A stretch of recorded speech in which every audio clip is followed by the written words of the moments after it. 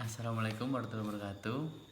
Saya Krisna Yuda dari Hukum Perdata 3 kelas I NIM 257. Di sini saya akan mempresentasikan tentang pertemuan ke-9, 10 dan 11. Nah, di sini di mind map pertama, tepatnya di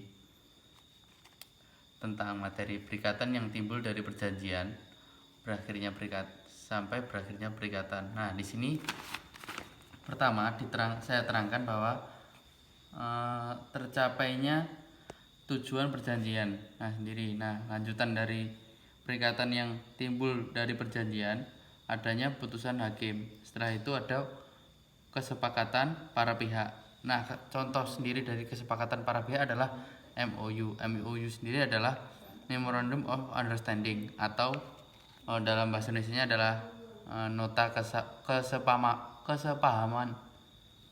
Selanjutnya, perikatan hapus yang ada di pasal 1381 KUH Perdata itu berisi tentang pembayaran yang ada di pasal 1382 dan pembaruan hutang di pasal 1416 sampai 1417. Yang ketiga, pencampuran hutang yang ada di pasal 1436 sampai 1437. Yang keempat, ada pembebasan hutang. Pembebasan hutang sendiri berada di pasal 1438 sampai 1441. Yang kelima, ada batal dan pembatalan. Batal dan pembatalan sendiri disebutkan pada pasal 1446. Yang keenam, ada kadaluarsa atau lewat waktu yang juga berada di pasal 1946. Dan yang ketujuh, ada timbul syarat yang membatalkan, ada di pasal 1265. Mungkin cukup sekian untuk pertemuan yang ke-9. Selanjutnya ada di pertemuan 10. Nah, ini tentang jenis-jenis perjanjian bernama. Pertama sendiri adalah penitipan barang. Penitipan barang, lebih spesifiknya penitipan sebuah benda bisa bergerak, tepatnya benda tidak bergerak seperti barang yang sudah dimaksudkan. Nah, selanjutnya ada perjanjian bernama. Yang kedua ada tukar menukar. Tukar menukar sendiri mungkin di sini bisa dikatakan seperti barter. Dan perjanjian bernama yang ketiga ada jual beli. Jual beli pasti ada akadnya, bagaimananya. Dan selanjutnya ada perjanjian bernama yaitu perdamaian. Dan yang selanjutnya ada perjanjian bernama pemberian kuasa. Pemberian kuasa sendiri banyak penjelasannya di sini. Nah, untuk selanjutnya ada perjanjian bernama pinjam meminjam. Pinjam meminjam sifatnya mempunyai waktu atau batas waktu sendiri. Nah, selanjutnya ada perjanjian bernama yaitu perjanjian melakukan pekerjaan. Nah, ini seperti ini tepatnya lebih kita sebut dengan kontrak yang sering kita temui dalam kehidupan sehari-hari. Selanjutnya ada hibah. Hibah sendiri mungkin sering disebutkan dalam hukum Islam, atau tepatnya lebih familiar bisa dikatakan pemberian.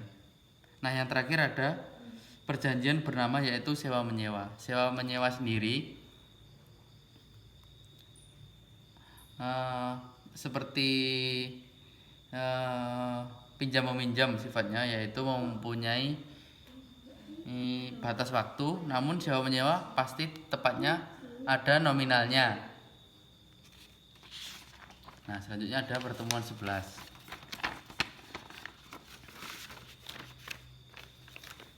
yaitu materi tentang jenis-jenis perjanjian tidak bernama. Nah, di perjanjian tidak bernama ini ya cukup banyak seperti perjanjian bernama. Pertama ada perjanjian lisensi. Perjanjian lisensi sendiri adalah perjanjian pemberian hak untuk menikmati manfaat ekonomi dari suatu paten yang diberikan perlindungan dalam jangka waktu dan syarat tertentu. Nah, perjanjian lisensi sendiri ada lisensi wajib dan lisensi oleh Litbang.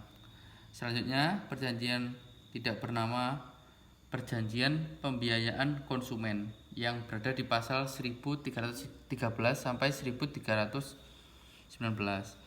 Perjanjian pembiayaan konsumen sendiri merupakan perikatan yang lahir dari kontrak atau persetujuan. Kontrak merupakan persetujuan yang bentuknya tertulis atau tersurat, di sini disebutkan. Nah, yang ketiga ada perjanjian sewa beli. Sewa beli sendiri yaitu ada subjek dan objeknya, dan yang kedua ada hak dan kewajiban yang menyewakan. Di sini